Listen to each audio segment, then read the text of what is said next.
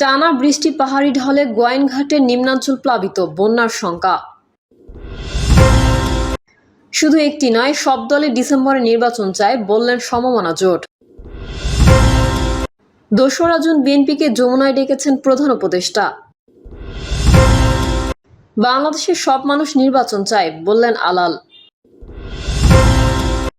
এবং সর্বশেষ জানাবো, গাজায় ইসরায়েলি হামলায় একদিনে নিহত অন্তত ৭২, মোট মৃত্যু ৫৪,০০০ ছাড়ালো।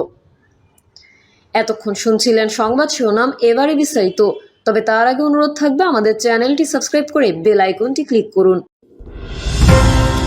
টানা বৃষ্টি, পাহাড়ি ঢলে গোয়াইনঘাটের নিম্নাঞ্চল প্লাবিত, বন্যার শঙ্কা। বঙ্গোপসাগরে গভীর নিম্নচাপের ফলে ও টানা বৃষ্টিতে সিলেটের গোয়াইনঘাট উপজেলায় নদ নদীর পানি বৃদ্ধি পেয়ে নিম্নাঞ্চল প্লাবিত হয়েছে। ভারী বর্ষণ ও উজান থেকে নেমে আসা ঢলে উপজেলার নদ নদী ও হাওরে পানি বইছে এবং বাড়ছেও। শুক্রবার উপজেলার সারি গোয়াইন পিয়াইন নদীর ৩ পয়েন্টের পানি বিপদসীমার নিচ দিয়ে প্রবাহিত হয়েছে। তবে জাফলং ডাউকি নদীর পানি বিপদসীমার কাছাকাছি ছিল। ডাউকির পানি বৃদ্ধির কারণে জাফলং পর্যটন কেন্দ্র ভেসে গেছে। টানা বৃষ্টিপাতের ফলে গোয়াইনঘাট রাধানগর সড়কের কয়েকটি অংশে পানি উঠে গেছে। এতে যানবাহন ও মানুষের চলাচল অব্যাহত থাকলেও চলাচলের জন্য বাধাগ্রস্ত হচ্ছে। ডাউকি, সারি ও পিয়াইন নদীর পানি আস্তে আস্তে বৃদ্ধি পাচ্ছে, যদিও এখনও নদ নদীর পানি বিপদসীমার নিচ দিয়ে প্রবাহিত হচ্ছে। সারি গোয়াইনঘাট ও রাধানগর গোয়াইনঘাট সড়কে পানি উঠে গিয়ে উপজেলা সদরের সঙ্গে যানবাহন চলাচল কিছুটা বিঘ্নিত হচ্ছে।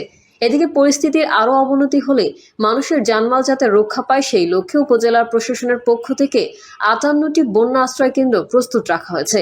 তবে এখনও মানুষের বাড়িঘরে পানি ওঠার খবর পাওয়া যায়নি।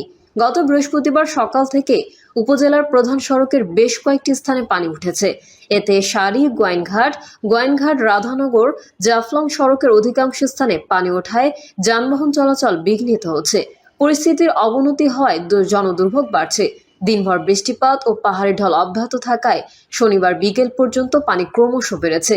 এতে বৃষ্টির পানি বেড়ে যাওয়ায় উপজেলার নিম্নাঞ্চল প্লাবিত হচ্ছে। উপজেলার বেশ কয়েকটি এলাকায় রাস্তাঘাটে বৃষ্টির পানি জমে কাদা জলে পরিণত হচ্ছে। বিঘ্নিত হচ্ছে যান চলাচল। ভোগান্তিতে পড়েছেন সাধারণ মানুষ। পার্শ্ববর্তী দেশ ভারতের পাহাড়ে লাগাতার বৃষ্টিপাত হলে বন্যা হওয়ার আশঙ্কা করা হচ্ছে। ২রা জুন বিএনপিকে যমুনায় ডেকেছেন প্রধান উপদেষ্টা। আলোচনার জন্য আগামী ২রা জুন বিএনপিকে রাষ্ট্রীয় অতিথি ভবন যমুনায় আমন্ত্রণ জানিয়েছেন প্রধান উপদেষ্টার অধ্যাপক ডক্টর মোহাম্মদ ইউনূস। শনিবার দুপুরে রাজধানীতে কৃষক দলের এক আলোচনা সভায় বিএনপির স্থায়ী কমিটির সদস্য সালাউদ্দিন আহমেদ এই তথ্য জানিয়েছেন। সালাউদ্দিন আহমেদ আক্ষেপ প্রকাশ করে বলেন, যারা নির্বাচন চায় না তারা বিএনপি নেতাদের দেশদ্রোহী ও অন্য দেশের এজেন্ট বলছে। ১৭ বছরের ত্যাগের প্রতিদান দিচ্ছে। ফ্যাসিবাদের কুটচালে জাতির মধ্যে একটি গোষ্ঠী বিভেদ সৃষ্টি করছে বলেও অভিযোগ বিএনপির সিনিয়র এই নেতার। আগামী ২রা জুন প্রধান উপদেষ্টা আলোচনার জন্য বিএনপিকে আমন্ত্রণ জানিয়ে তিনি বলেন, আলোচনার জন্য আনুষ্ঠানিকতার কমতি নেই, কিন্তু কাজের কাজ কিছুই নেই তাদের।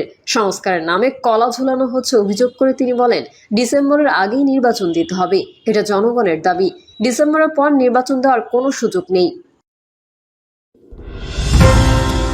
বাংলাদেশের সব মানুষ নির্বাচন চায়, বললেন আলাল।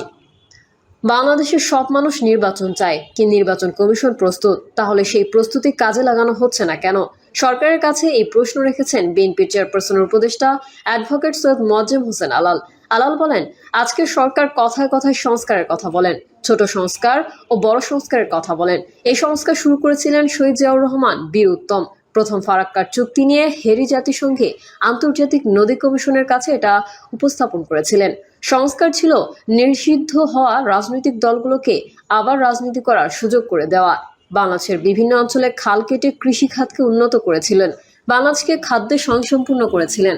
বাংলাদেশ থেকে প্রথম জনশক্তি বিদেশে রপ্তানি করেছিলেন তিনি বলেন, জিয়াউর রহমান প্রথম দেখিয়েছিলেন আন্তর্জাতিক বাণিজ্য কিভাবে করতে হয়। নারী পুরুষ সমন্বয়ে গ্রাম প্রতিরক্ষা পুলিশ তৈরি করেছিলেন। আজ তারা সংস্কারের কথা বলে। ভারপ্রাপ্ত চেয়ারম্যান তারেক রহমানের দেওয়া ৩১ দফার দিকে লক্ষ্য করেন। তিনি যে সংস্কারের কথা বলেছেন, এর চেয়ে বড় সংস্কার আর হতে পারে না। উপদেষ্টাদের উদ্দেশ্যে যুবদলের সাবেক এই সভাপতি বলেন, দেশের নাগরিকদের যে অপমান করা হচ্ছে, এর প্রতিফল কি হতে পারে? বর্তমান উপদেষ্টাদের আমি বিনীত অনুরোধ করব আরো গভীর চিন্তা ভাবনা করার জন্য।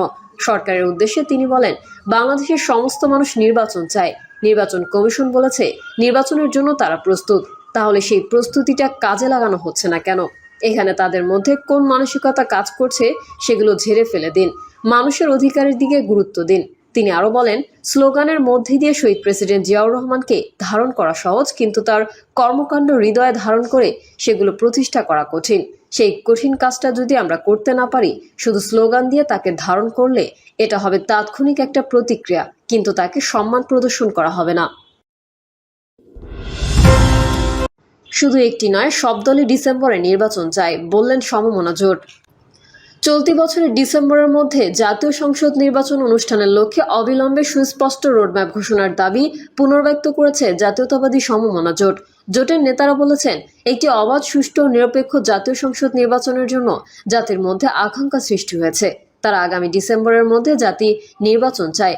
বিএনপি, জাতীয়তাবাদী সমমনা জোট সহ দেশের গণতন্ত্রগামী প্রায় সকল রাজনৈতিক দল ও জোটও এই সময়ে নির্বাচন চায়। সুতরাং নির্বাচন নিয়ে কোনো তালবাহানা চলবে না, কোনো অজুহাতেই নির্বাচনকে প্রলম্বিত করা যাবে না। জাপান সফরে এক সাক্ষাৎকারে প্রধান উপদেষ্টা ডক্টর মোহাম্মদ ইউনূস বলেন, ডিসেম্বরে মাত্র একটি দল নির্বাচন চায়।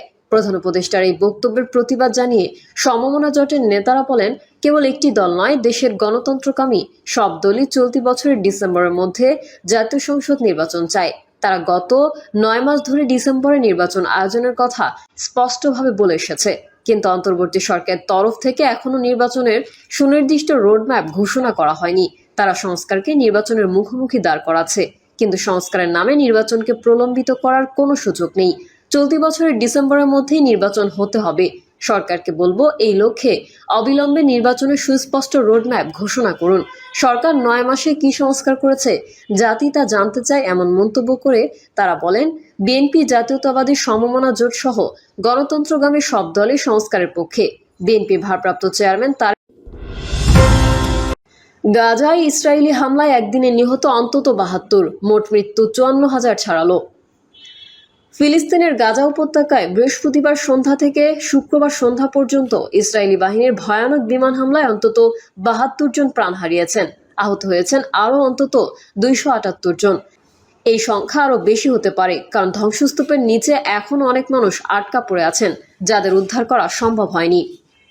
গত 1.5 বছরে ইসরায়েলি অভিযান ও গাজার হামলায় উপত্যকায় মোট নিহতের সংখ্যা দাঁড়িয়েছে 54,321 জনে এবং আহত হয়েছেন প্রায় 1,24,000 মানুষ। নিহতদের মধ্যে প্রায় 56% নারী ও শিশু। প্রিয় দর্শক, এই ছিল এখনকার সর্বশেষ সংবাদ। আপডেট ও সংস্কার পেতে চ্যানেলটি সাবস্ক্রাইব করে বেল আইকনটি ক্লিক করুন।